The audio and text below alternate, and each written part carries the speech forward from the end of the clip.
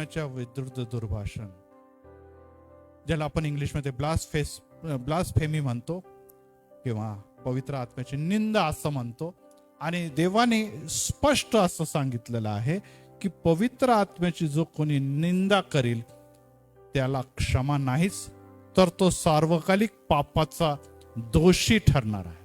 तो सार्वकालिक पापाचा दोषी ठरणार आहे. आणि आज परत एक बार या वचनाकडे आपण जाऊया, कारण की येशूने अपना खून बहाकर मुझे बचा लिया, आता आपण एक गीत गायलं. म्हणजे येशूच्या वधस्तंभाच्या जवळ येशूच्या रक्ताच्या द्वारे पश्चाताप करणाऱ्याला क्षमा आहे. Praise the Lord. परंतु इथे लिहिलेलं आहे की त्याला क्षमा नाहीच. म्हणजे एक अपराध असा आहे ज्याच्याबद्दल येशू स्पष्ट म्हणतो की त्याला क्षमा नाहीच. आणि मत्तेकृ शुभवर्तमानामध्ये देखील जेव्हा आपण जातो तेव्हा निश्चितच वचन आपण वाचूया 12:32 मध्ये काय लिहिलेलं आहे. 12:32.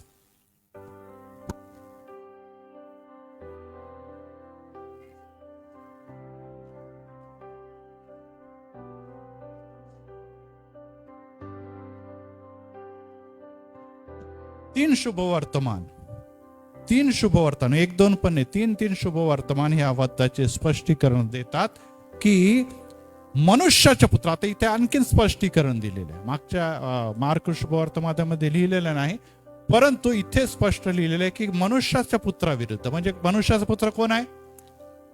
प्रभू येशू ख्रिस्त स्वतःबद्दल बोलत आहे की त्याच्या विरुद्ध बोललं तरी त्याची क्षमा होईल. आणि आपल्याला माहिती आहे की येशू ख्रिस्त वधस्तंभावर हेच म्हणत होता शेवटल्या समयामध्ये. काय म्हटलेलं की हे बापा यांना क्षमा कर, कारण की हे काय करतात त्यांना कळत नाही. म्हणजे हे कोणाच्या विरुद्ध करत होते? देवाच्या योजना आणि प्रभू येशू ख्रिस्ताचा छळ करत होते. आणि त्यामुळे येशू ख्रिस्त म्हणतो की यांना क्षमा कर. आणि ही क्षमा आज देखील तुमच्या आणि माझ्यासाठी आहे की आपण येशू ख्रिस्ताच्या आणि विरुद्ध अनेकदा आपण पाप करतो. असं आपण म्हणूच नाही की त्यांनीच पाप केलं आम्ही करत नाही. आम्ही देखील अनेकदा चुकतो आणि आम्ही देखील येशू ख्रिस्ताची आज्ञा मोडतो है ना. आज्ञा मोडणं म्हणजे काय? पाप करणे. येशू ख्रिस्ताची आज्ञा मोडतो हे पापात आम्ही देखील पडतो. आणि आज्ञा मोडल्यामुळे आपण जेव्हा पापी ठरतो आपल्याला एक मार्ग येशूने दाखवलेला आहे. आणि तो मार्ग आहे की जेव्हा आपण आपले पाप पदरी घेतो, माझा देव माझा येशू हा विश्वसनीय आणि मग आमच्या सर्व अधर्माने पापांची काय करतो? तो क्षमा करतो. आणि इथे एक गोष्ट लिहिलेली आहे आणि ती म्हणजे ही आहे की जर कोणी पवित्र आत्म्याच्या विरुद्ध बोलले तर त्याची क्षमा होणार नाही. आणि या युगात पण नाही आणि येणाऱ्या युगात पण नाही. आता अनेकांना हा प्रश्न पडतो, अनेकांना समेत अनेकांना ही गोष्ट की आम्ही चुकून पवित्र आत्म्याच्या विरोधात पाप केलं तर नाही ना. पडतो का प्रश्न? अनेकदा आपण आपल्या मनामध्ये ह्या गोष्टीचा जेव्हा विचार करतो किंवा अनेकांना विचार पडतो की काय मी असं केलं का? आणि जर माझ्या पापांची क्षमा झाली नाही तर मला स्वर्गाच्या राज्यात स्थान आहे का? नाही, मला स्वर्गाच्या राज्यात स्थान नाही. आणि याबद्दल या गोष्टीला आपण गांभीर्याने घेणं आणि समजणं अतिशय गरजेचं आहे, अतिशय गरजेचं आहे. आणि अनेकदा या दिवसामध्ये किंवा मागील आपण बघत आहे की हजारो वर्षांपासून ही बाब आलेली आहे की लोकांनी पवित्र आत्म्याला गांभीर्याने घेतलं नाही. पवित्र आत्म्याच्या बद्दल त्यांना माहिती नसल्यामुळे ते सहज या पापा करण्याकरता धजावले. आणि या येशू ख्रिस्ताने म्हटलेल्या या ताकीद म्हणा, इशारा म्हणा, याकडे ते त्याच्या विरोधात ते गेलेले आहे किंवा त्यामध्ये ते फसलेले आहे आणि त्यांना क्षमा नाही असं येशू स्पष्ट सांगतो. आणि यासाठी मी परत एक फार हा विषय निवडलेला आहे. पुष्कळ गोष्टी मागच्या वेळेस घेतलेल्या होत्या, परंतु काही गोष्टीकडे आज आपण परत एक फार लक्ष लावणार आहोत आणि या गोष्टीचा शेवटला टप्पा किंवा दुसऱ्या भागाकडे आपण जाणार आहोत. आपल्याला माहिती आहे की येशू ख्रिस्ताला सगळ्यात पहिले दोषी ठरवणारे कोण होते? बघा इथे वचनमध्ये लिहिलेलं आहे.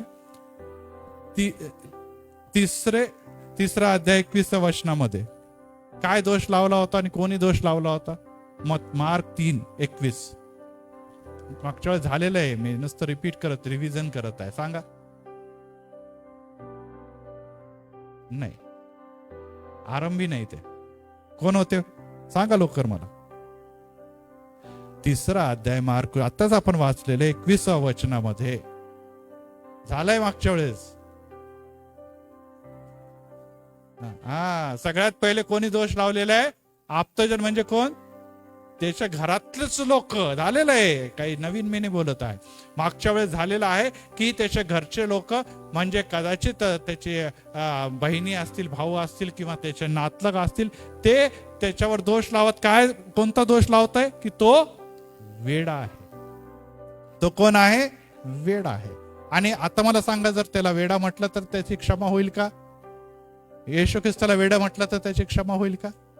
जर पापांचं प्रायश्चित केलं तर, है ना, पापाचं प्रायश्चित केलं तरी क्षमा होईल, कारण की आता आपण बघितलं. दुसरी गोष्ट, इथे शास्त्री परुषी त्याला आता काय बनवत होते? की त्याला काय लागलेलं आहे? भूत लागलेलं आहे. हा वेडा नाहीये. त्याच्या पुढे आणखीन एक स्टेप त्याने लागली की ह्याला भूत लागलेला आहे, आणि हा जो आहे भूत काढण्याचा जो कार्य करत आहे, त्याच्यासाठी तो बाल जबूल, जो म्हणजे सैतानाच नाव आहे, त्याचा उपयोग करत आहे. आणि निश्चितच ह्याबद्दल त्यांना क्षमा होणार की नाही होणार? आता त्यांना क्षमा होणार नाही. आणि याकडेच आज आपण विशेष करून दृष्टी लावणार आहोत की वेडा म्हटलं येशूला तरी चालेल, परंतु येशूच्या संदर्भात त्यांनी सांगितलंय की हा भूत काढतो आहे, परंतु हा कोणाच्या सहाय्याने भूत काढत आहे? भूतांच्या सहाय्याने किंवा सैतानाच्या सहाय्याने काढतो. आणि त्यासाठी त्यांना का क्षमा होणार नाही, आणि ते का होणार नाही हे 29व्या वचनामध्ये येशू ख्रिस्ताने स्पष्ट सांगितलं की होणार नाही. आता प्रश्न आपण परत एक वार या गोष्टीला विचारू की या दिवसामध्ये सहजासहजी लोक जेव्हा पवित्र आत्म्याचं कार्य सुरू असतं, पवित्र आत्म्याच्या द्वारे विविध गोष्टी घडतात, जे पवित्र आत्म्याचे 9 कृपादान आहे, पवित्र आत्म्याचे फळ आहे, त्यांना लोक गांभीर्याने घेत नाही. त्यांना एकच माहिती आहे, मी चर्चमध्ये जाणार, मी बायबल वाचणार, मी प्रार्थना करणार, आणि हे करायलाच पाहिजे, प्रत्येक भक्ताने केलंच पाहिजे. परंतु प्रियांनो, शेवटल्या काळामध्ये, नुसतं शेवटल्या काळामध्ये नाही, ते येशूच्या काळाच्या अगोदरपासून पवित्र आत्मा कार्य करत होता. परंतु आता जेव्हा आपण बाप्तिस्मा घेतो, काय होतं? पवित्र आत्मा तुमच्या आणि माझ्यामध्ये स्थिरावतो. तसा प्रभू येशू ख्रिस्तावर स्थिरावलेला होता. येशू ख्रिस्त जेव्हा पाण्याच्या बाहेर आला, कबुतराप्रमाणे पवित्र आत्मा खाली उतरला आणि त्याच्यामध्ये तो स्थिरावला. आणि वचन असं सांगतं की तो पवित्र आत्म्याच्या सहाय्याने, सामर्थ्याने कार्य करू लागला. Praise the Lord. आणि तोच पवित्र आत्मा आम्ही जेव्हा बाप्तिस्मा घेतो, आपल्या पापांची कबुली देतो आणि एक नवीन जीवनाकडे वाटचाल आरंभ करतो देवाच्या योजनेने, तेव्हा तोच पवित्र आत्मा तुमच्या आणि माझ्यामध्ये पण वस्ती करतो. तुमच्या आणि माझ्यामध्ये देखील वस्ती करतो. आणि तो पवित्र आत्म्याच्या बद्दल देव स्पष्ट सांगतो की तुम्ही देवाचे मंदिर आहात, हे तुम्हाला ठाऊक नाही काय? बरोबर आहे, हे तुम्ही देवाचे मंदिर आहे. देव जो पवित्र आत्मा आणि देव जो प्रभू येशू ख्रिस्त तुमच्या घरामध्ये येऊ इच्छितो आणि राहतो. आणि तो म्हणतो की जे त्याच्या विश्वास ठेवते त्यांचा तो काय करतो? दार ठोकत असतो. कशाचे द्वार ठोकतो? हृदयाच्या अंतकरणाचे द्वार ठोकतो. आज प्रियांनो, अनेकांच्या जीवनामध्ये पवित्र आत्मा आणि कार्य करत आहे, त्याच्या सामर्थ्याने ते कार्य करत आहे. नंबर 2, प्रभू येशू ख्रिस्त त्यांच्या जीवनामध्ये आणि त्यांच्या घरामध्ये वस्ती करत आहे. Praise the lord, praise the lord. प्रभूला धन्यवाद असो. परंतु आता या सर्व गोष्टी करत असताना आपण परत एक वार मूळ विषयाच्याकडे जाऊया की इथे आपल्याला ही बाब लक्षात ठेवायला पाहिजे की येशू भूते काढतो. आता हे भूते काढणे हा जो प्रकार आहे, हा काही जादूचा खेळ नाही. हा काही असं हात घातला आणि कबूतर उडवले, हात काढला आणि पत्ते काढले, काहीतरी आकाशात, असं काही हा जादूचा खेळ नव्हता. हे जे कार्य होतं ते अतिशय गंभीर कार्य होतं. आणि ते कार्य हे होतं की सैतान हा मनुष्याचा ताबा घेऊ इच्छितो, यासाठी की मनुष्याचा नाश व्हावा. Praise the Lord. का ताबा घेतो सैतान तुमचा आणि माझा? तुमच्या आणि माझा नाश करावा, यासाठी की जो तारणारा येशू आहे, जो जगाचा निर्माण करता, त्याची तुमचा संबंध ताटातूट व्हावी. आणि तो पापाची दरी निर्माण करतो आणि तुम्हाला नुसतं मृत्यूकडे नेत नाही, तर तो सार्वकालिक मरणाकडे घेऊन जातो. Praise the Lord. कारण की सार्वकालिक मरण कोणासाठी? जे जे गंधकाचा अंधकूप बनवलं ते कोणासाठी बनवलंय? सैतान व सैतानाचे जे काही त्याचे मदतनीस आहे त्यांच्यासाठी बनवलेले. परंतु त्याच्या मागे चालणारे जे लोक आहेत, त्याच्या बंधनात चालणारे लोक, ते देखील तिथे यावे, ही कोणाची इच्छा आहे? सैतानाची इच्छा आहे. आणि येशूची इच्छा काय?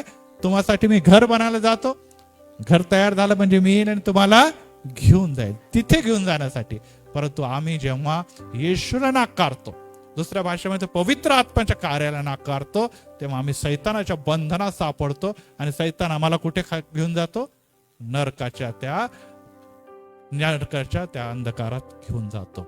आणि आज प्रियांनो, जर तुम्हाला आणि मला पवित्र आत्म्याच्या बद्दल माहिती नाही, पवित्र आत्मा, मी मागच्या वेळेस पण सांगितलं की पवित्र आत्मा कोण अन्यायाने भाषा बोलते, कोण खरं बोलतं की खोटं बोलतो, कोण येशूच्या नावामध्ये भूत काढतो की नाही काढत, कोण स्पर्श केल्यावर तर व्यक्ती खाली पडतो किंवा नाही पडत, खरोखर या तो जो प्रगटीकरण सांगते, तो जो प्रॉफेसी सांगते, ती खरी किंवा खोटी, हे कोणी ओळखावं? ज्याला आत्म्य ओळखण्याचं दान आहे. मागच्या वेळेस पण सांगितलं आणि आपल्याला माहिती आहे, मी त्याकडे जाणार नाही, वेळ कमी आहे. आत्म्य ओळखण्याचं दान हे आहे, ते दान देवाने दिलेलं आहे.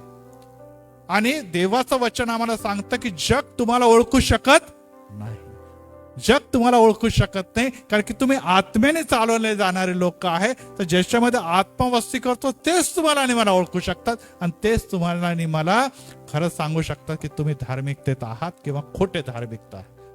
आणि त्यामुळे ही बाब लक्षात ठेवा की जर तुम्हाला दान नाही आणि तुम्ही बायबल वाचणारे असाल, चांगले तुम्ही प्रार्थना करणारे असाल, परंतु तुम्हाला ते दान नाही, जसं आपल्याला इथे तिथे शास्त्री परुषीला ज्ञान होतं की नव्हतं?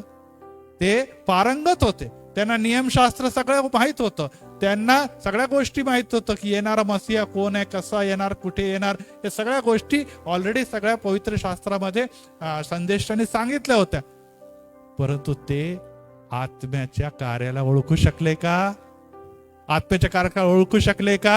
आणि तेच आज देखील घडतं की आम्हाला कितीही इथे माहिती असली, परंतु ती पुरेशी नाही. तुम्हाला आणि मला आत्म्याचं कार्य ओळखण्यासाठी, आत्म्याचं सामर्थ्य ओळखण्यासाठी कशाची ओळख आहे? आत्म्य ओळखण्याच्या दानाची गरज आहे. आणि ते जर नसल आणि तुम्ही एखाद्याला खोटं ठरवलं, म्हणजेच कोणाला खोटं ठरवत आहे? पवित्र आत्म्याला तुम्ही खोटं ठरवत आहे. आणि देव आणि येशू आणि या वचनामध्ये सांगतो की कदाचित पुत्राचा केलेला अपमान याची क्षमा होईल, परंतु पवित्र आत्म्याची केली गेली ही निंदा, पवित्र आत्म्याची केली गेलेली ही निंदा, याची आताही क्षमा नाही आणि पुढे देखील क्षमा होणार नाही. आणि यासाठी आज आम्हाला ह्याबद्दल काय लिहिलेलं आहे? ती सार्वकालिक पापाचा दोषी आहे. वचन 29 मध्ये लिहिलेलं आहे, आत्म्याची निंदा, पापाची क्षमा नाही, तर तो सार्वकालिक पापाचा दोषी आहे.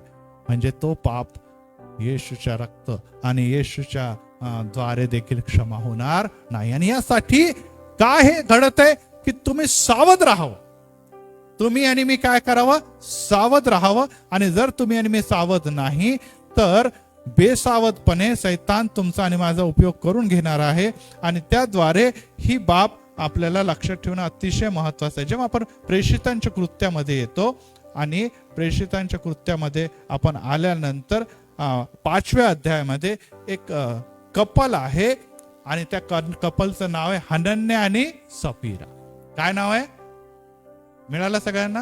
मी तिथे वाचायला सांगणार नाही, परंतु आपल्याला असं दिसतं की हनन्या आणि सफीराने बर्नबा, वरच बघा 36व्या वचनामध्ये, बर्नबा यांनी काय केलेलं? आपली शेत जमीन विकली होती आणि शेत जमीन विकून सर्व काही धन आणि पैसे 37व्या वचनामध्ये 4:37 मध्ये असं लिहिलेलं, ते पैसे आणून त्यांनी प्रेषिताच्या चरणापाशी ठेवले. मिळालं सगळ्यांना?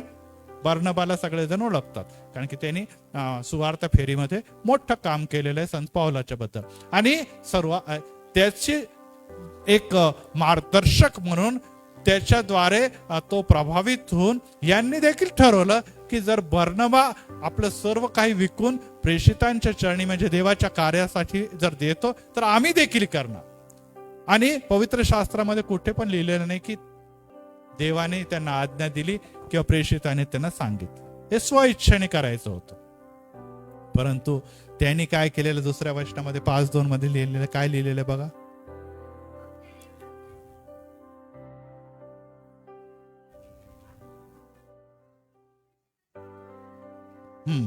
बघा इथे आम्हाला असं दिसतं की तो फॉलो कोणाला करत होता? बर्नबाला. बर्नबाने काय केलं होतं? काय लिहिलं होतं? तीच त्याने विकली आणि तिचे पैसे सर्वचे सर्व आणून कोणाला दिलेले आहे? प्रेषिता. परंतु ह्यांनी काय केलेलं? यांनी काय केलेलं? थोडे पैसे मागे ठेवलेले आणि म्हटलेले की नाही, सर्व हेच पैसे आहे, हेच आम्ही सगळं काही विकलं, जसं बर्नबाने केलं तसं आम्ही देखील करत आहोत. आणि त्या समय पेत्र त्याला म्हणाला 3ऱ्या वचनामध्ये, हनन्या, तू पवित्र आत्म्याशी काय केलेली आहे? लबाडी केलेली आहे. तू पवित्र आत्म्याशी लबाडी केलेली. आता पेत्राला कसं काय कळालं हो यांनी केलं? कोणी सांगितलं असेल असं वाटतं का तुम्हाला? कोणी सांगितलं असेल, अरे नाही नाही, ते हनन्या सफरले लबाड लोक आहे, नवरा बायको, ते ना येशू पण पाहिजे आणि घरी पण पैसा पण लपून ठेवतात. ते चांगला आला, प्रॉफिट आलाय म्हणे, चला आजच्या दिवशी भाव खूप चांगला चालले ना, म्हणतात आज सोन्याचा भाव खूप चांगला, विका सोनं तर जास्त पैसे मिळतील. तसं आजच्या दिवशी जास्त भाव आला तर म्हणाल चला गव्हर्नमेंटचा रेट किती आहे, एवढा रेटच्या हिशोबाने देतो, बाकीचे प्रॉफिट आम्ही आमच्याकडे ठेवतो. असं काही त्यांनी केलेलं असं कोणीतरी जाऊन सांगितलं असेल का त्याला? नाही. तर पेत्राला कोणी ही गोष्ट सांगितली असेल? पवित्र आत्म्याने सांगितलेली आहे. पवित्र आत्म्याने सांगितलं. आणि त्यामुळे तो पेत्र असा म्हणतो की तू पवित्र आत्म्याशी लबाडी करावी, तुझी किमतीतून काही ठेवून घ्यावे, हे कोणी तुझ्या मनात भरवलेले आहे? सैतानाने भरवलेलं आहे. म्हणजे पवित्र आत्म्याच्या समयामध्ये, पवित्र आत्म्याच्या द्वारे केले गेलेल्या कार्याच्या समय तू जातो तर खरं देवाच्या पवित्र आत्म्याच्याकडे, परंतु तू सैतानाने भरलेल्या मनाने असल्या कारणाने ती जमीन कोणाची होती? तुझीच होती आणि तुला स्वाधीन नव्हती. काय मग तू मनुष्याशी नव्हे तर कोणाशी लबाडी केलेली आहे? देवाशी लबाडी केलेली. तू देवाशी लबाडी केली. देव म्हणजे कोणाशी? देव जो पवित्र आत्म्याशी तू लबाडी केली. आणि ही बाब फार महत्त्वाची. आणि पुढे काय झालं? शब्द ऐकताच हनन्या खाली पडला, प्राण सोडला आणि तो मरण पावला. कोणाशी लबाडी केली? कोणाशी लबाडी केली? आता क्षमा नाही, लगेच मरण पावलेलं. त्याच्यानंतर त्याची बायको आलेली आहे. सफिरा पण आलेली आहे 3 तासाने. तिने देखील ते आलेली आहे. तिला काय माहितच नाही आपल्या नवऱ्याचं काय झालेलं आहे.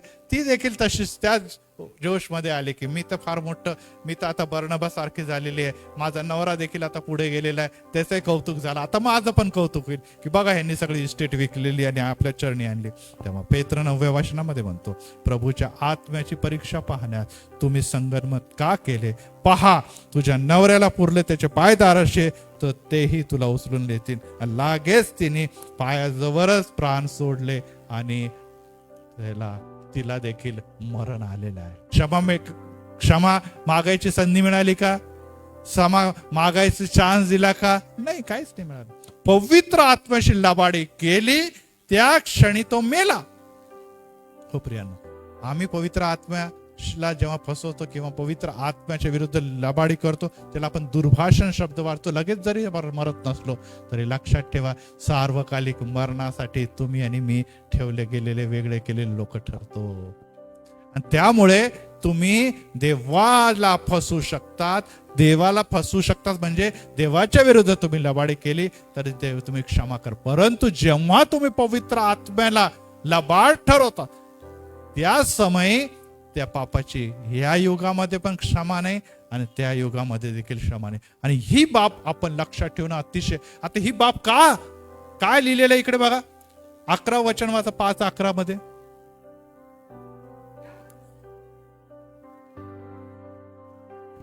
मोठे भय वाटले. काय भय वाटले? की पवित्र आत्म्याशी खेळू नका. काय करू नका? पवित्र आत्म्याशी तुम्ही खेळू नका.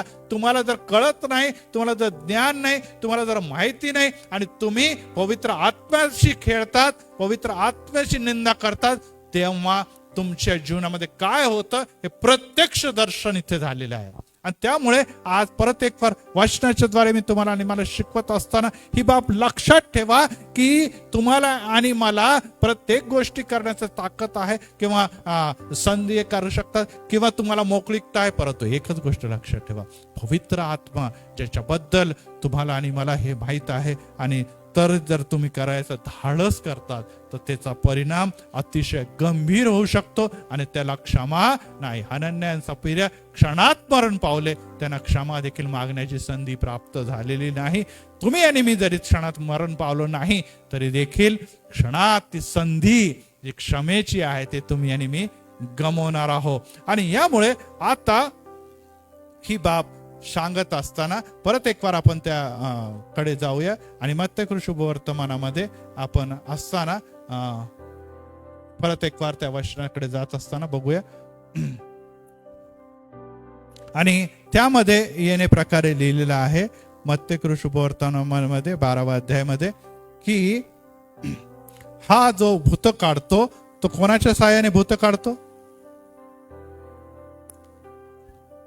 हा वचन 12वा अध्याय मत्तय 12 आणि 24 मध्ये लिखतं, भरुषीने हे ऐकून म्हणाले, भूताचा अधिपती जो बालजबूल याच्या साहाय्याने हा भूते काढीत, त्याशिवाय ह्याला भूते काढता आल्या नसते.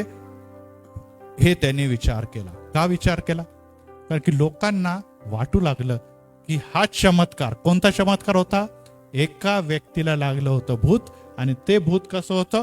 आंधळ आणि मूक. मागच्या वेळेस मी सांगितलंय की अशा प्रकारचं कॉम्बिनेशन फार कमी आढळतं.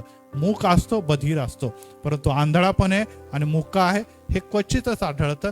हे का घडत होतं त्याच्या जीवनामध्ये? कारण की त्या आंधळा आणि मुका भूत त्याला लागलेलं होतं आणि अशा व्यक्तीसाठी अनेक प्रयत्न त्यांनी केले असेल परंतु ते बरे झाले नाही. परंतु आजच्या दिनी प्रभू येशू ख्रिस्ताकडे जेव्हा त्याला आणलं तेव्हा तो बोलू पण लागला आणि पाहू पण लागला आणि तेव्हा सर्व लोकांना चकित होऊन म्हणू लागे की हा दाविदाचा पुत्र असेल, हा देवाचा पुत्र असेल, हा दाविदाच्या घराण्याचा आहे. Praise the Lord.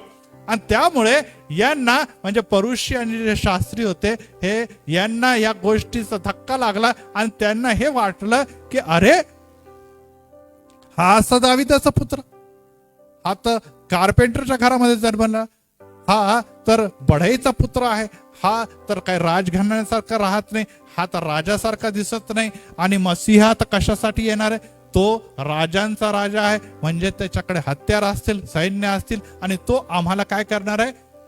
रोमनच्या गुलामीपासून सुटका करून इस्रायलाला जगाचा काय करणार आहे? सर्वश्रेष्ठ राष्ट्र बनवणार आहे. परंतु हा तर वेगळंच काहीतरी करत आहे. हा कसा काय दाविदाचा पुत्र? कारण की त्या लोकांना काय पाहिजे होतं? त्यांना देवाचं राज्य नाही तर काय पाहिजे होतं? जगाचं राज्य पाहिजे होतं. Praise the Lord. इस्रायली लोकांना किंवा त्या समयाच्या यहुदी लोकांना काय पाहिजे होतं? जगाचा राज्यामध्ये त्याला इंटरेस्ट होता. त्यांना इंटरेस्ट कशामध्ये नव्हता? देवाच्या राज्य. आणि येशू ख्रिस्त कोणतं राज्य स्थापित करायला जगामध्ये आला?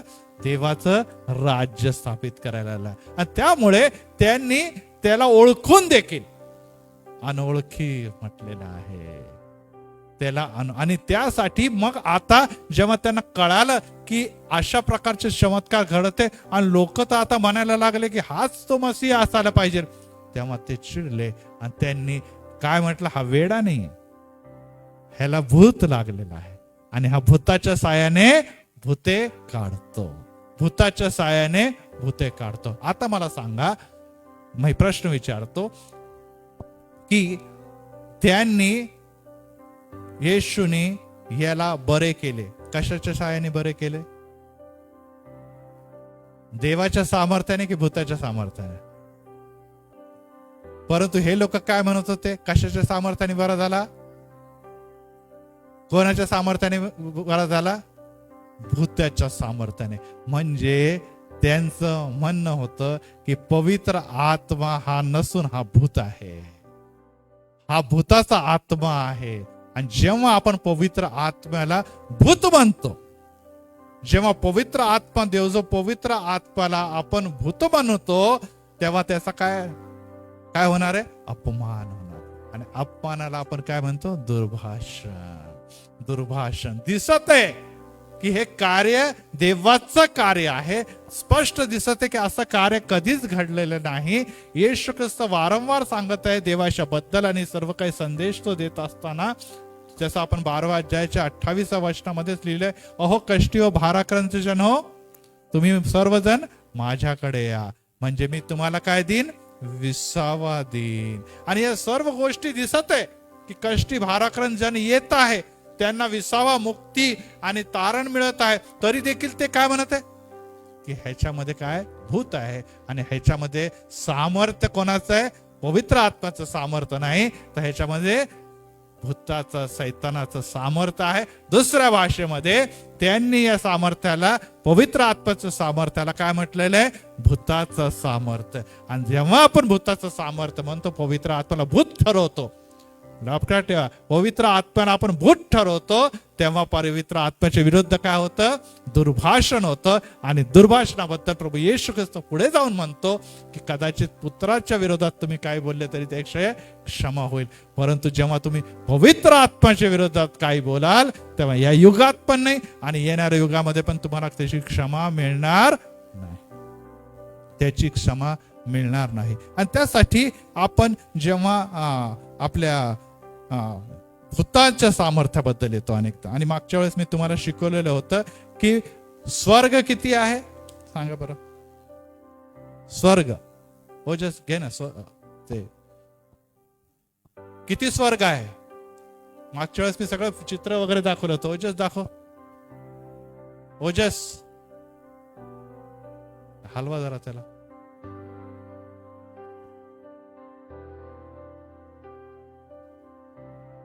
तीन स्वर्ग दाखव. किती स्वर्ग आहे? किती स्वर्ग आहे? तीन स्वर्ग आहे. आणि तीन स्वर्गामध्ये जेव्हा आपण जातो तेव्हा पहिलं स्वर्ग कुठे आहे सांगा बरं? आता मी मागच्या वेळेस शिकवलेलं आहे. तीन स्वर्गांपैकी पहिलं स्वर्ग कुठे आहे? नाही, तीन स्वर्गापैकी पहिलं स्वर्ग आहे एटमॉस्फिअर, ज्याला म्हणतो वायुमंडळ. वायुमंडळाचा अर्थ आहे जिथे ऑक्सिजन आहे, जिथे आपण विमानाने जातो, जिथे आकाशामध्ये तुम्हाला ढग दिसतात आणि तिथेच काय दिसतात? पक्षी देखील काय उडताना दिसतात. आणि जेव्हा ते उडताना दिसतात त्याला काय म्हटलेलं आहे? पहिलं स्वर्ग. काय आहे? पहिलं. आलं लक्षात तुम्हाला? हे स्वर्ग आहे पहिलं स्वर्ग, ज्याच्यामध्ये पक्षी उडतात, जिथे हवा आहे आणि जिथे सर्व गोष्टी आहे. आणि तिथे कोणाचं राज्य चालतं? तिथे सैतानाचं राज्य, कारण की जगाचा अधिपती कोण आहे? सैतान आहे. त्याच्यानंतर येतं दुसरं स्वर्ग, आणि दुसऱ्या स्वर्गाच्या बद्दल जर लिहिलेलं आहे तर तिथे आहे आकाश. ढगांच्या पलीकडे आकाश आहे, तिथे वायुमंडळ नाही. तिथे तुम्ही गेल्यानंतर तुम्हाला तिथे श्वास घेता येणार नाही. तिथे सूर्य आहे, चंद्र आहे, तारे आहे आणि काय आहे? विविध ग्रह आहे. विविध ग्रह आहे. मागे तुला टाकलंय जस. आणि त्यामुळे हे विविध ग्रह आहे त्याला काय म्हटलेलं आहे? दुसरा स्वर्ग. तिथपर्यंत देखील मनुष्य गेलेला आहे, माहित आहे ना तुम्हाला? तिथपर्यंत देखील रॉकेटने मनुष्य गेलेला आहे. आपल्याला माहिती आहे की चंद्रमावर गेलेला आहे. आता मंगळावर देखील मनुष्य पोहोचण्याची तयारीमध्ये आहे. आणि या विविध प्रयत्न ह्याला दुसरा स्वर्ग म्हटलेला आहे. आणि दुसऱ्या स्वर्गाच्या नंतर तिसरं स्वर्ग आहे. आणि तिसऱ्या स्वर्गाच्या बद्दल निश्चितच आपल्याला दिसतं. आपण वाचूया 2 कोरिंथ 12 अध्याय 2 वचन.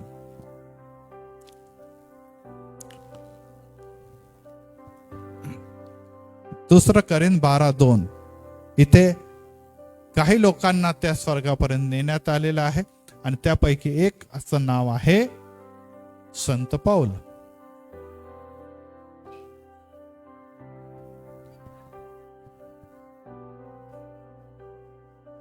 यस, एक व्यक्ती ज्याचं नाव संत पाऊल आहे, तो म्हणतो मला माहित नाही मी कोणत्या अवस्थेमध्ये होतो, परंतु हा दृष्टांत होता की मी शरीरासह गेलो होते हे मला कळत नाही, परंतु एकच गोष्ट माहिती की त्याला तिसऱ्या स्वर्गापर्यंत उचललं आहे. आणि पुढे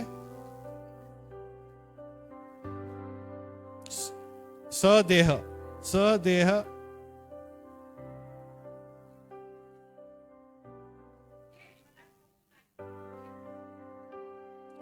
तिसऱ्या स्वर्गापर्यंत त्याला नेण्यात आलेले आहे आणि तिथे त्याला त्याचं दर्शन घडवण्यात आलेलं. Praise the Lord.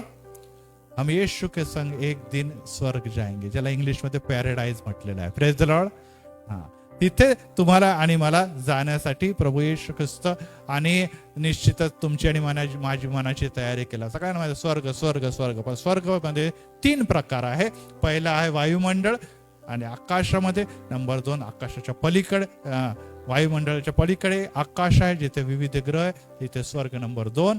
आणि त्याच्यानंतर स्वर्ग 3. याच्याबद्दल मी पुरेसं तुम्हाला चित्रसह मागच्या वेळेस शिकवलेलं आहे. नसल तर आपण मागे जा, आपल्याला युट्यूब चॅनलवर त्या सगळ्या गोष्टी दिसतील की कोणकोणते स्वर्ग आहेत. असो, आता इथे मी तुम्हाला सांगितलंय की शैतान हा देखील काय करतो, या स्वर्गाला जे देवाने तुमच्या आणि माझ्यासाठी देवाचं राज्य बनवलेलं आहे त्याला नरकामध्ये परिवर्तित करायचं. कारण की नरक वर नाहीये, नरक कुठे आहे, खाली. नरक खाली आहे आणि त्याला कधी देखील वाटत नाही की तुम्ही वर जावं. त्याला काय वाटतं की तुम्ही खाली खाली आणि खाली जावं. हो प्रियांनो, या दिवसामध्ये पवित्र आत्मा तुम्हाला पेटवत असताना, पवित्र आत्मा तुम्हाला मला चालवत असताना येशूच्या जवळ आणि जवळ घेऊन जात आहे. Praise the Lord. येशूच्या सानिध्यात आणि सानिध्यात नेत असताना अनेक लोकांच्या जीवनामध्ये शैतान ढोंगी आणि चुकीचे विचार घालून तो निश्चितच त्याला कुठे घेऊन जात आहे, खाली आणि खाली घेऊन जात. आणि त्यामुळे सावध राहा, सावध राहा. मी हे म्हणत की पवित्र आत्मा आणि त्याच्याबद्दल तुम्ही, कारण की शेवटल्या काळामध्ये मानव मात्र मी आत्माचा वर्षाव करीन आणि वृद्धास स्वप्न पडतील, तुमचे मुलाने मुले संदेश देतील आणि तरुणास दृष्टांत होतील, असं निश्चित जरी सांगितलं आलेलं आहे तरी देखील एक गोष्ट लक्षात ठेवा की हा पवित्र आत्मा ऑलरेडी आलेला आहे. Praise the Lord. हे कृपादानाच्या बद्दल लिहिलेलं आहे की दृष्टांत पडतील, स्वप्न पडतील, संदेश देतील. हे त्याचे काय कृपादान आहे, ते ऑलरेडी जगामध्ये आलेलेच आहे. परंतु प्रियांनो, एकच गोष्ट लक्षात ठेवा की जर तुम्हाला आणि मला पवित्र आत्मा आणि त्याच्या कार्याच्या बद्दल माहित नाही तर त्याच्याबद्दल खेळू नका, त्याला गांभीर्याने घ्या. कारण की यासाठीच लिहिलेलं आहे की जेव्हा इथे ते 2 पती पत्नी ज्यांचं नाव काय होतं, हनन्याने सफर मरण पावले, तेव्हा मंडळीने म्हटलं की नाही नाही नाही, पवित्र आत्म्याच्या बद्दल आम्ही काही देखील चुकीचं बोलणं हे अयोग्य असं आहे. आणि त्यासाठी आपल्याला एकच गोष्ट लक्षात ठेवा की सर्व दोषांची क्षमा होईल. पहिली गोष्ट, जर आपण राजा दाविदाकडे बघितलं, मोशेकडे बघितले, तर ह्यांनी काय केलं होतं, हत्या केली होती. माहिती ना मोशे काय केला होता, त्यांनी हत्या केली, पळून गेला होता. राजा दाविदाने काय केलं होतं, काय केलेलं होतं, तिच्या पत्नी आहे ना आणि बेशेबाच्या पतीला युद्धात पाठवून त्याला मारलेलं होतं. तर राजाने तर किती हत्या केली असतील तर काही सांगायचीच गरज नाही. परंतु तरी देखील परमेश्वराने, देवाने स्तोत्र 51 मध्ये जेव्हा त्यांनी पाप पदरी घेतले त्यांना क्षमा केली. मोशेला देखील काय केलेले, क्षमा केली. हत्यासारखा गंभीर गुन्हा. दुसरी गोष्ट आहे की व्यभिचार. व्यभिचार आपण जर बघितलं तर आपल्याला दिसतं की व्यभिचारी स्त्री आली येशूकडे आणि सगळ्यांनी म्हटलं की हिला धोंड मार करून मारावं. पण येशूने काय म्हटलं की ज्याने पाप केले असेल त्याने त्याच्यावर धोंड मार केला. आणि मग सगळेजण निघून गेल्यानंतर येशूने काय म्हटलं, जा तुला मी क्षमा करतो. Praise the Lord. व्यभिचाराची क्षमा केली.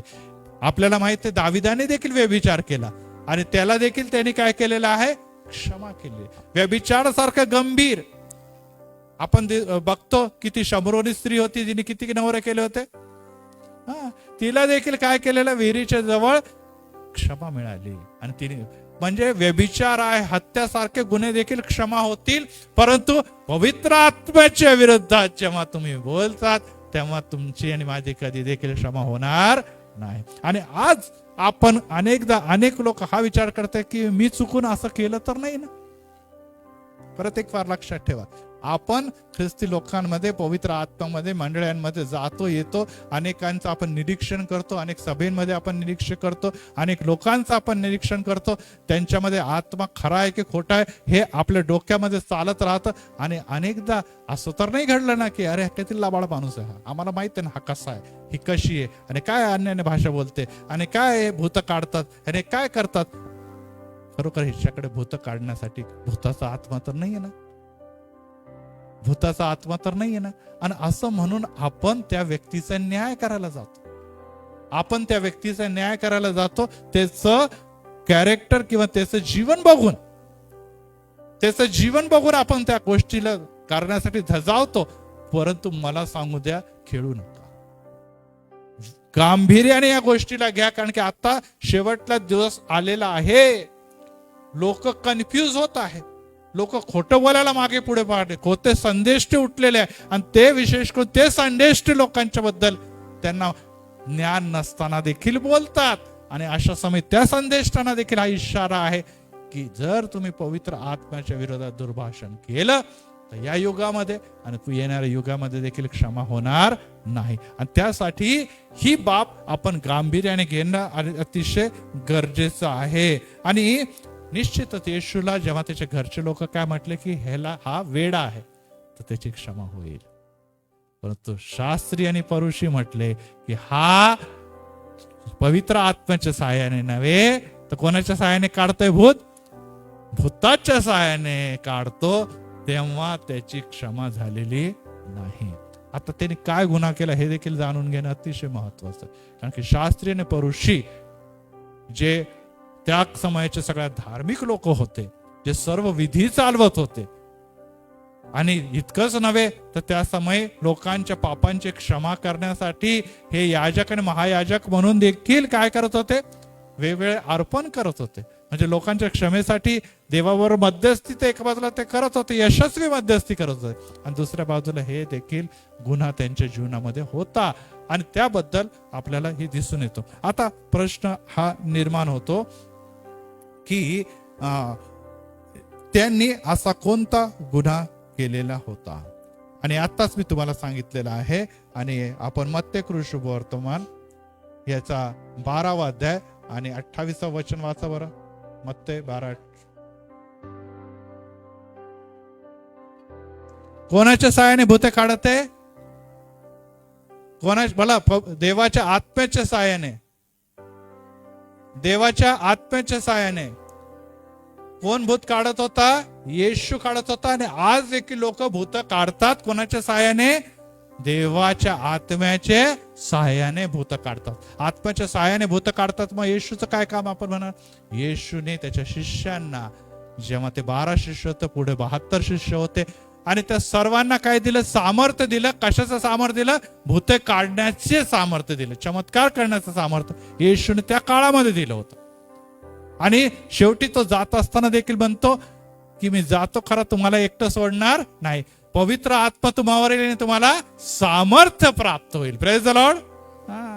हे येशू ख्रिस्ताचं जाताना त्यांनी गेलेला उद्गार देखील आहे. म्हणजे आज तुमच्या आणि माझ्यामध्ये सामर्थ्याचं कार्य करणारा कोण आहे? देव, जो पवित्र आत्म्याचे कृपादान आहे. Praise the Lord. आणि आपल्याला असं दिसतं की 12:28 मध्ये जेव्हा तो पवित्र आत्म्याच्या सामर्थ्याने कार्य करत आहे, तेव्हा या लोकांनी पवित्र आत्म्याला ओळखता त्या पवित्र आत्म्याला काय म्हटलं? भूत म्हटलेलं आहे. काय म्हटलेलं आहे?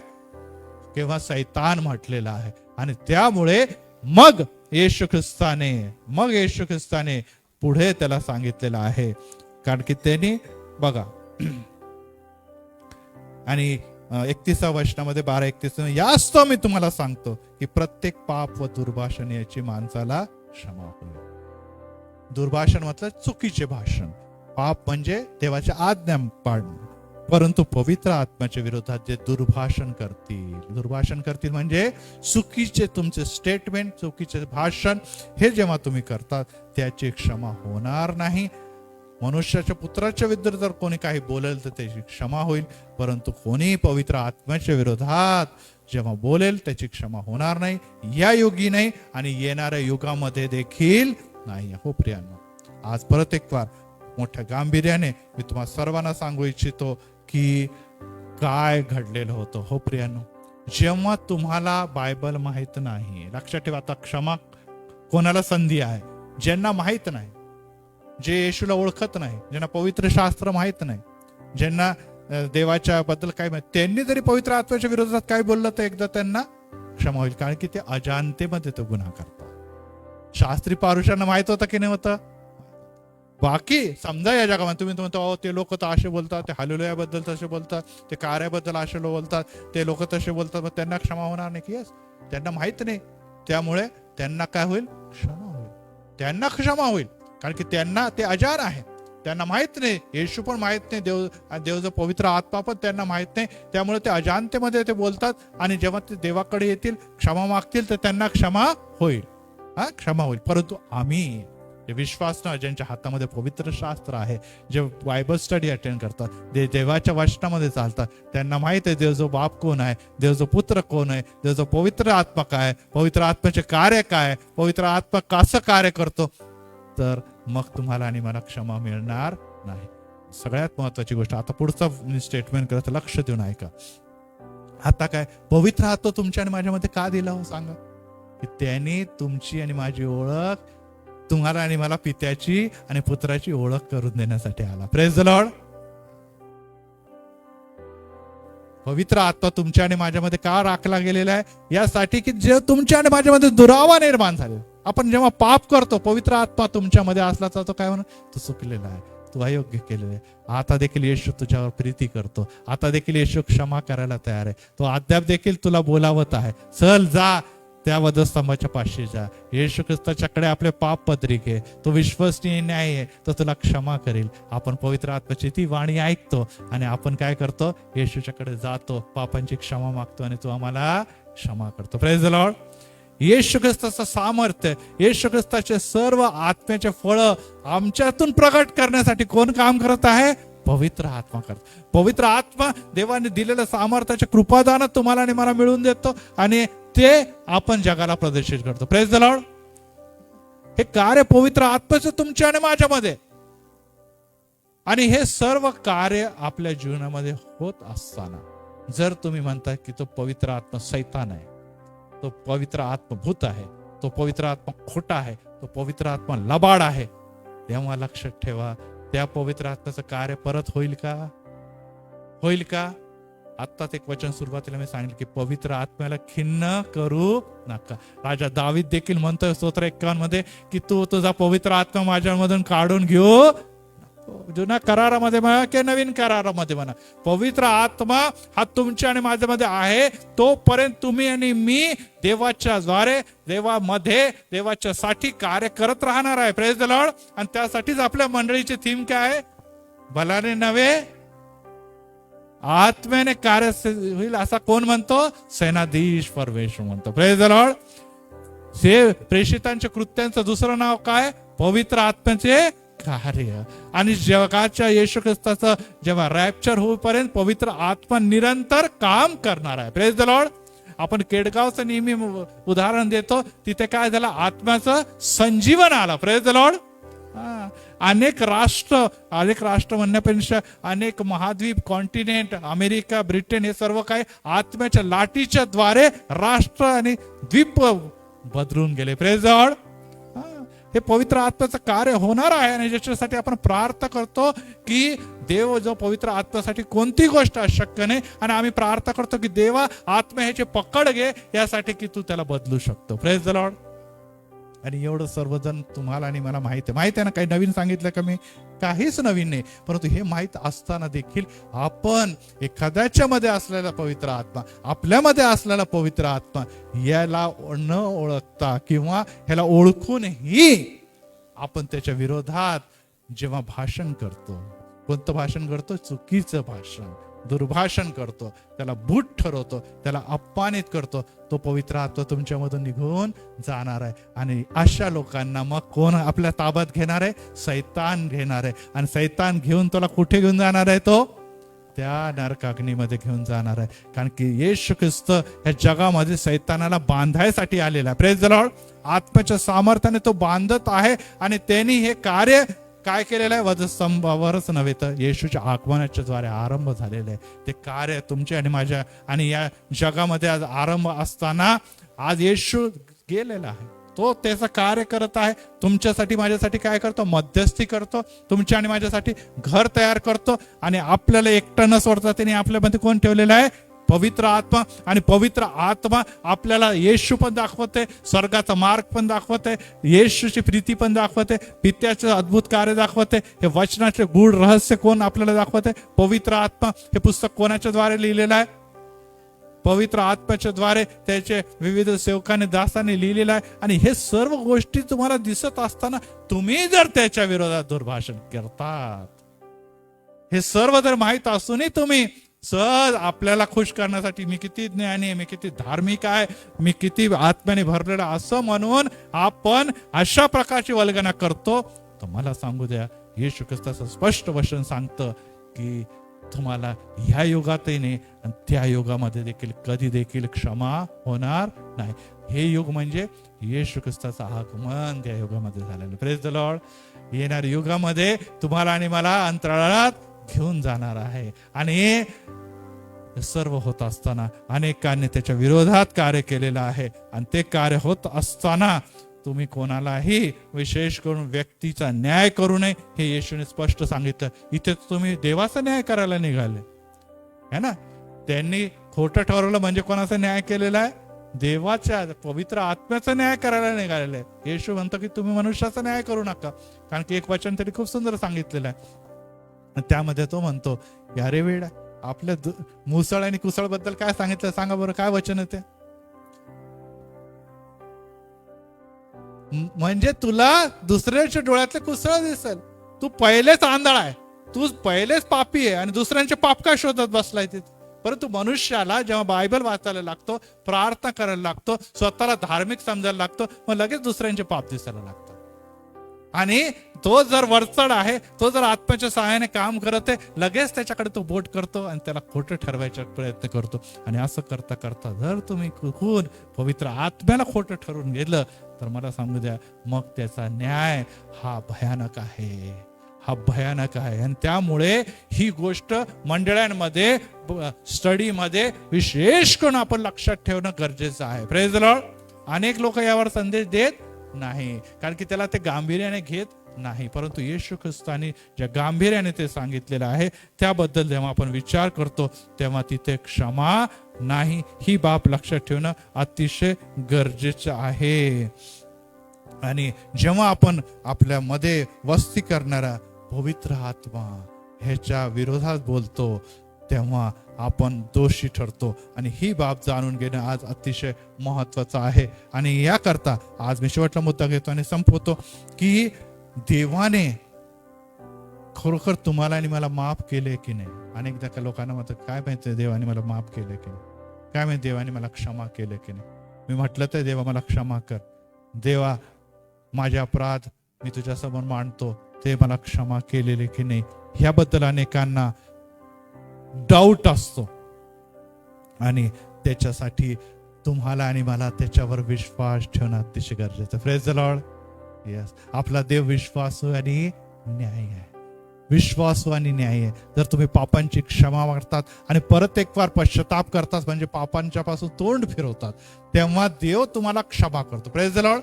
परंतु तुम्ही पस्तावा करता, पश्चाताप नाही. पश्चाताप आणि पस्तावा या विषयावर मी एक संदेश दिलेला आहे. जेव्हा तुमचा जीवनात पस्तावा, आय एम सॉरी, त्याला काय म्हणणार नाही, प्रायश्चित म्हणणार नाही. हे तर आपण चालता फिरता रस्त्यावर तोंडात टच पण झालं, कोणी समोर आय एम सॉरी, आपण लगेच म्हणतो, एक्सक्यूज मी असं म्हणून आपण लगेच म्हणतो. परंतु तो पस्तावा झालेला आहे, प्रायश्चित नाही. आणि जेव्हा तुम्ही प्रायश्चित करतात, तेव्हा एकच गोष्ट लक्षात ठेवा की येशू तुमचे आणि माझे पाप आपल्या मस्तकी घेऊन, तुमचे आणि माझे विकार आपल्या मस्तकी घेऊन काय करतो, तुम्हाला मला काय करतो, क्षमा करतो. आणि यासाठी जेव्हा आपण याकोबाचे पत्र यामध्ये जाऊया आणि यामध्ये आपण बघूया वचन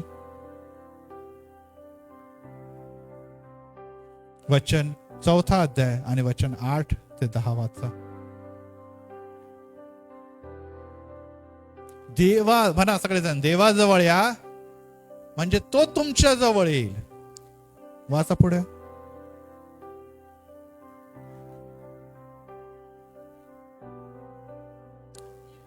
यस, तुम्ही हात निर्मळ करा, आपले अंतःकरण शुद्ध करा. 9 वचन.